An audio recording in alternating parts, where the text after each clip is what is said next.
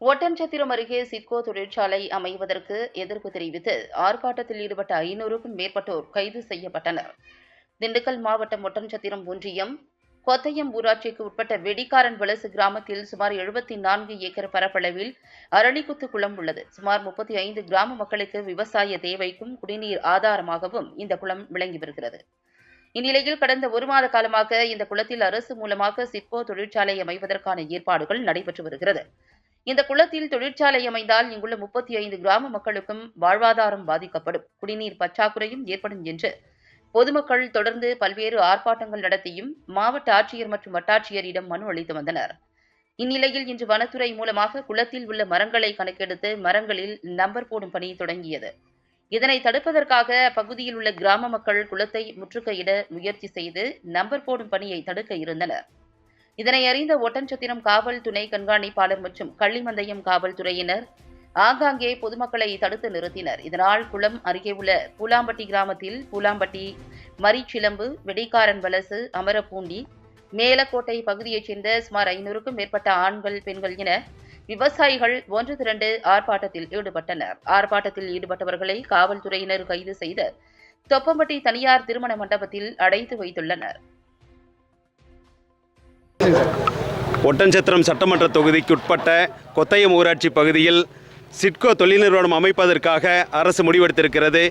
இங்கே ஆயிரக்கணக்கான மக்கள், ஆயிரக்கணக்கான விவசாயிகளுடைய கடுமையான எதிர்ப்பையும் மீறி இங்கே இருக்கக்கூடிய அமைச்சர் சக்கரபாணி அவர்களும் ஆளும் அரசு அந்த நிறுவனத்தை கொண்டு வந்தே தீர வேண்டும் என்கின்ற ஒரு வைராக்கியத்தோடு, விவசாயிகளுடைய கடுமையான எதிர்ப்பையும் மீறி ஒரு வைராக்கியத்தோடு அந்த நிறுவனத்தை கொண்டு வர முயற்சி செய்து கொண்டிருக்கிறார்கள். அதை எதிர்க்கும் வண்ணமாக இன்றைக்கு ஆயிரக்கணக்கான விவசாயிகள் போராட்டத்தில் ஈடுபட்டு கடுமையாக 4-5 நாட்களாக போராட்டத்தில் ஈடுபடுத்தி கொண்டிருக்கிறார்கள்.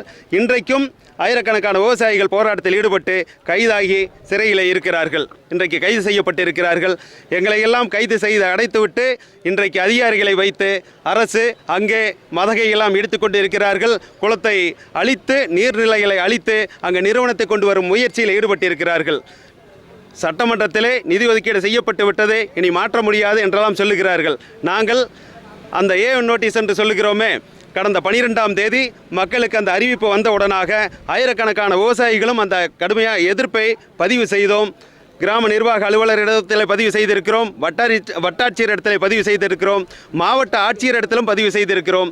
ஆனாலும் அதையும் மீறி அரசு அந்த நிறுவனத்தை கொண்டு வரும் விதமாக முயற்சி எடுத்திருக்கிறது. இதையும் மீறி கடுமையான முயற்சியில் ஈடுபட்டிருக்கிறோம். நீதிமன்றத்தை நாடியிருக்கிறோம். அடுத்த வண்ணமாக நீதிமன்றத்திலும் நாங்கள் உத்தரவை பெற்று அந்த நிறுவனத்தை தடுத்து நிறுத்தியே தீர்வோம் என்கின்ற வைராக்கியத்தோடு இன்றைக்கு போராட்டத்தில் ஈடுபட்டு கொண்டிருக்கிறோம்.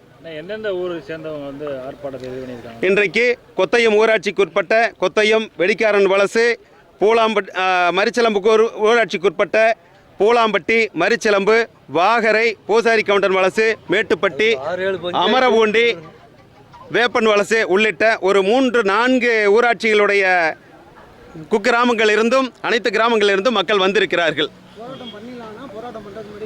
காலையில் போராட்டத்தில் ஈடுபட்டோம், ஆர்ப்பாட்டமும் செய்தோம். ஒரு 1/4 மணி நேரம் ஆர்ப்பாட்டம் செய்த பிறகு எங்களை கைது செய்து இங்கே கொண்டு வந்து மண்டபத்திலே வைத்திருக்கிறார்கள்.